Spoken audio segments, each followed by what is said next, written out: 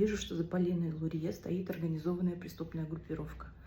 Это люди, которые работают в Москве. Они, значит, получили информацию по Ларисе Долиной, что она часто очень находится несколько в измененном состоянии сознания и подвержена очень сильно влиянию, внушению и так далее.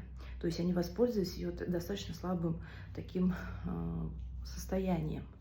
Я думаю, что если наши правоохранительные органы, да, силовые структуры, они правильно все начнут смотреть, возьмут, как говорится, в разработку, то вскроются очень и очень неожиданные эпизоды, и не только в отношении Ларисы Долиной.